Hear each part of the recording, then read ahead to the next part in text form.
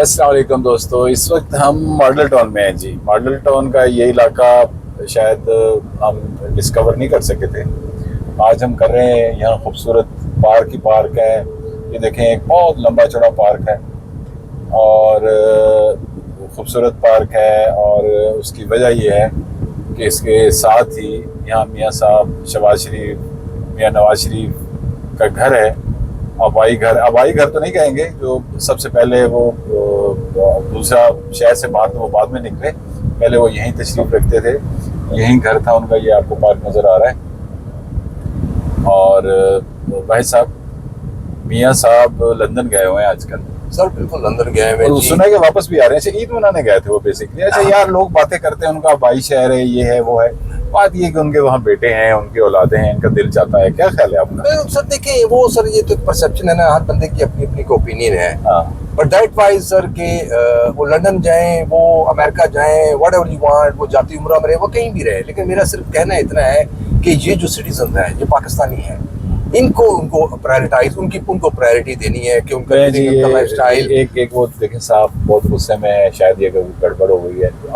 ये आपको नजर आ रहा है, वो दूसरा गाड़ी मोड़ने की कोशिश कर रहा है। जी जी जी। और वो उसको जो ये खातून है, खातून है, इस खातून है गाड़ी पे। इस खातून का कसूर नहीं है जी, इसने तो टक्कर मारनी होती है। सादी सी खातून नजर आ रही है। चलें, सॉरी। अब ये एक छोटी सी चीज, अच्छा ये हर आपको 15 फुट के बाद नजर आएगी एक्टिविटीज, क्योंकि हम फॉलो नहीं करते रूल्स को। जहाँ जिसकी मर्जी आती है, गाड़ी को टर्न ले लेता है और दूसरा बेचारा रह जाता है। एक आपको मैं मजे की बात बताऊं वाहिद सर, कल मैं एक बंदे का वाकया पढ़ रहा था, और यही वाकया एग्जैक्ट मेरे साथ भी हुआ है। कुछ दिन पहले से मुराद ये तकरीबन कोई 2 महीने पहले वो मेरे बेटे के साथ हुआ है। होता ये है कि आप गाड़ी पे जा रहे होते हैं। अब वो जो बंदा था, उसके पास अच्छी एक्सपेंसिव गाड़ी थी, तो रिक्शे वाले ने गलत ट्रैक से टर्न लिया, और टर्न लेते उसको क्रॉस करते हुए, जो उसका रास्ता ही नहीं था, मतलब वन वे पे आ रहा था, और उसने उसकी शीशा उड़ा के रख दिया। तो वो बंदा कह रहा था जी मैं रुका हूँ, फिर मैंने वो रिक्शे वाले को जाके पकड़ा है, तो उसने कहा जी की हो गया अगर मैं गलत रास्ते से आ गया।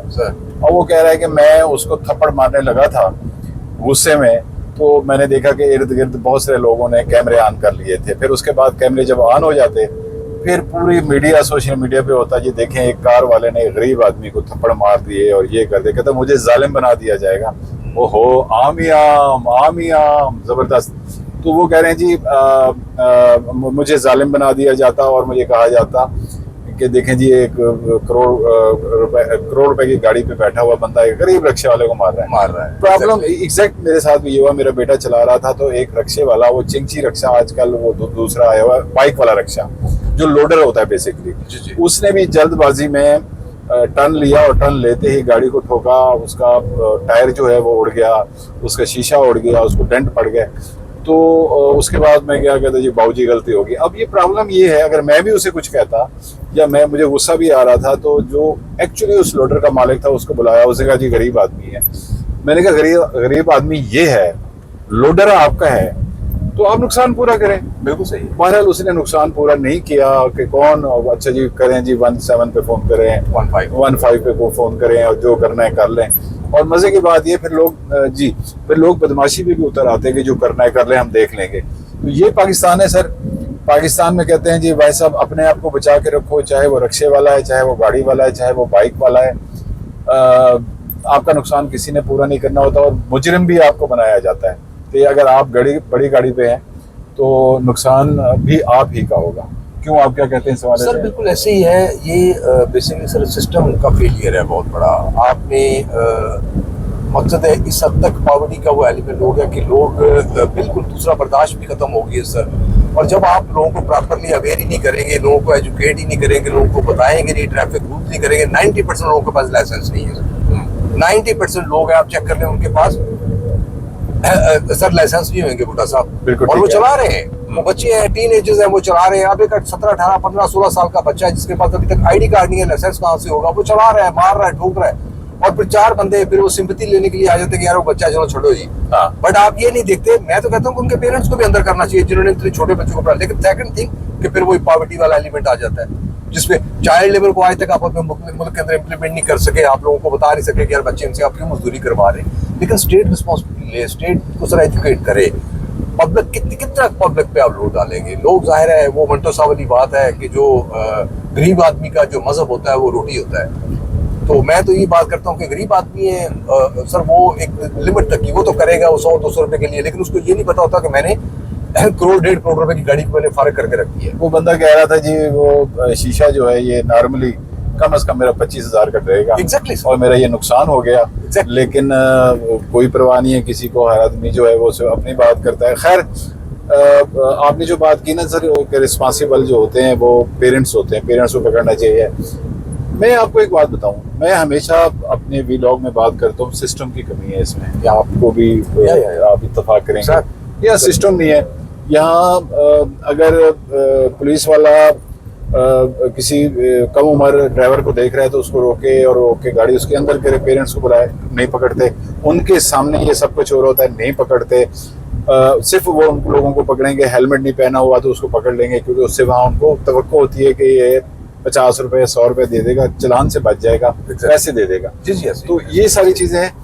और हम आप देख लें कि शहर के मुख्तलिफ इलाकों में मुख्तलिफ काम हो रहे होते हैं जो इनलीगल होते हैं, लेकिन वो कोई पुलिस वाला नहीं पकड़ेगा। पुलिस वाला उसे नज़रअंदाज करेगा क्योंकि उसने उससे मंथली एक तय किया होता है, भाई जो तुमने काम करना है करो, बाद में जो है हम करेंगे। अच्छा, फिर होता क्या है कि हमारे टीवी चैनल, सोशल मीडिया बहुत आगे है, वो क्या करते हैं, वो प्रोग्राम बनाते हैं। मजे की बात है कि उनको हर चीज नजर आ जाती है कि जी ये जो क्लिनिक लगा हुआ है यहाँ पे बच्चों का ऑपरेट किया जा रहा है, लेकिन यहाँ कोई डॉक्टर नहीं है, यहाँ 2 नंबर तरीके से किया जा रहा है। यहाँ आपको पता है इस मुल्क में सब कुछ होता है, तो वहाँ पे इनलीगल तरीके से, लीगल भी नहीं है। खैर ये तरीका अल्लाह ताला ही पूछेगा कि जो बच्चे ज़ाय कराते हैं और वहाँ डॉक्टर बैठे हुए हैं, वो 2-2, 3-3 लाख रुपए जो अब गुनाह छुपाने के लिए करते हैं, ये सब कुछ है पाकिस्तान में होता है। तो ये सब कुछ हर इलाके में चल रहा है, लेकिन पुलिस नज़रअंदाज करती है। उनको तब पता चलता है कि सोशल मीडिया का कोई एक्टिविस्ट या मीडिया का कोई बंदा जाएगा तो फिर अच्छा जी आपने बहुत बड़ा काम कर दिया। मैं आपको एक मजे की बात बताऊं, अता झील के बारे में कल मैं एक खबर पढ़ रहा था कि उसमें नाले का गंदा पानी, एक होटल का गंदा पानी जो है उसके अंदर जा रहा है। अच्छा, वो 2 गोरे आए हुए थे, उन्होंने आके एक वीडियो बनाई कि देखें जी ये इतनी खूबसूरत झील है और इस झील के अंदर ये जो इसको गंदा कर रहा है वो सामने वाली बिल्डिंग है, और उस बिल्डिंग का जितना भी गंदा पानी इसके अंदर जा रहा है। तो और पता चला जी वो एक होटल है। बाद में हमारे इंतजामिया आई, उसने उसको सील कर दिया, उस पर जुर्माना लगा दिया। मेरा क्वेश्चन ज़्यादा सब सिर्फ इतना है कि ये सब उन अंधों को नजर नहीं आ रहा था जो इंतजामिया कहलाते हैं, जो पुलिस कहलाते हैं या दूसरे लोग कहलाते हैं, ये गंदा पानी जा रहा है, उनको नजर नहीं आ रहा था। तो क्या एक गोरा आके निशानदही करेगा कि जिस झील में गंदा पानी जा रहा है? ये जरा बताइए। बिल्कुल सर, बिल्कुल। मैं सर बिल्कुल आपने बजा फरमाया, बिल्कुल मैंने भी ये स्टोरी देखी है, ये बिल्कुल चल रही है, उसकी वीडियो भी बहुत वायरल हुई है। That is the system failure. इनको सब पता होता है सर, ये मुमकिन ही नहीं है सर, मुमकिन ही नहीं है सर कि इनको पता ना, इनको सब पता होता है, हर चीज होती है। ये लाइनें नहीं डलवाते, पाइप नहीं डलवाते, वो उनको बार बार कहते रहते हैं, उनसे पैसे लेके चले जाते हैं, वो आते हैं। इन सबको पता होता है कि कहाँ से क्या हो रहा है, ईच एंड एवरीथिंग सर इनके नॉलेज में, ही नोज। लेकिन मसला सिर्फ इतना है कि पैसा, इनको पैसा आना चाहिए, पैसा आना चाहिए सर। भाड़ में जाए सर, झील भाड़ में जाए सर। अब देखिए वो ऐसी जगह है कि जिसके ऊपर थाउजेंड्स ऑफ लोग जो विजिटर आते हैं, इंटरनेशनल टूरिज्म, वहाँ पे इतनी दुनिया है टूरिस्ट के लिए, तो जबरदस्त स्विट्जरलैंड टाइप की वो जगह है। उस जगह का ये कैलिबर है। लेकिन सर मसला ये है कि वही फेलियर, सिस्टम फेलियर, पैसा चलता है। पैसे ने हर चीज को खराब करके रख दिया है, तबाह करके रख दिया है। तो ये लोग इस चीज को सर नहीं ओवरलुक कर जाते हैं, इनको पता होता है। ये मुमकिन ही नहीं है सर, मुमकिन ही नहीं है सर कि इनको पता ना हो, सब पता होता है। जो मैंने आपको रेफरेंस दिया कि जो गली मोहल्लों में मुख्तलिफ क्लिनिक खुले हुए हैं। अच्छा, ये जो मनीशियात की बात है, इस पर हम बाद में बात करेंगे। ये बहुत ही ख़तरनाक टॉपिक है जो पाकिस्तान में इस वक्त कॉलेज और यूनिवर्सिटी जो है इसमें इन्वॉल्व हो चुके हैं। लेकिन मैं सिर्फ ये कहूँगा कि जो गली मोहल्लों में जुए हो रहे होते हैं, क्लिनिक चल रहे होते हैं, ये नीम हकीम होते हैं बल्कि पैसा बनाने के लिए, क्या ये पुलिस वालों को पता नहीं होता कि यहाँ क्या कुछ हो रहा है? सब पता है, सिर्फ पैसों की वजह से एवरीथिंग सर। ये बिल्कुल इनकी आंख नीचे सब कुछ हो रहा होता है और इनकी तमाम टिप्स पे चीजें होती हैं सर। ये तहसील लेवल क्या, उससे भी सब तहसील लेवल पे भी एक एक चीज की रिपोर्ट इनके पास होती है कि एक गली मोहल्ले के अंदर क्या क्या हो रहा है। स्टेट ऐसे नहीं चलती सर, इनको सब पता होता है। लेकिन जो चीज इनको नजर आती है कि यार यहाँ पे पैसा बनाया जा सकता है, ये सब बनाते हैं। ये सब फाहिशी करने, ये 2 नंबर चीजें, ये जो आप अबॉर्शंस की बात कर रहे थे या जिस तरह की जो चीजें आप कह रहे थे, ये जो क्लीनिंग हकीम, ये इस तरह की चीजें जो बैठी हुई हैं, जो लोगों की जिंदगियों से खेल रहे हैं, जैसे सब इनको पता होता है, ईच एंड एवरीथिंग पता होता है, बट इज ए मनी, पैसा सर, हर ऐप छुपाया जा रहा है, हर चीज पे कपड़ा डाले जा रहा है। तो ये सर ये तो बहुत बड़ा फेलियर है स्टेट का, प्रोविंशियल लेवल पे, प्रोविंशियल गवर्नमेंट का, फेडरल लेवल पे, फेडरल गवर्नमेंट का। तो that is a big failure. और ये सर चीजें, ये जब तक इनको सजाएं नहीं दी जाएंगी सर, ये नहीं कुछ हो सकता। तो दोस्तों आपको आइडिया हो गया कि प्रॉब्लम कहाँ है। प्रॉब्लम में फिर वही एक बात करूँगा और हमेशा यही बात करूँगा, सबसे पहले मुझे अपने आप को ठीक करना है। सारी गड़बड़, सारी करप्शन मेरे अंदर है, क्योंकि मैं गुनाह होता देख रहा होता हूँ तो मैं किसी को नहीं बताता, मैं किसी को कुछ नहीं कहता, और मैं रिश्वत भी दे रहा होता हूँ पुलिस वाले को, चूँकि मैं गलत कर रहा हूँ तो फिर मैंने बचने के लिए मैंने रिश्वत लेनी है। बुनियादी बात है, पहले मुझे अपने आप को ठीक करना है, क्योंकि मैंने ही हुकूमत बनानी है, मैंने लोगों को मुंतखब करना है, मैंने ही लोगों को लेके आगे गवर्नमेंट में चलना है। लेकिन चूँकि मैंने अपनी वोट की, अपनी पावर की कीमत वसूल करनी है, मैंने हरामजदगी करनी है, तो मैं इस सिस्टम को ऐसे ही चलने दूंगा।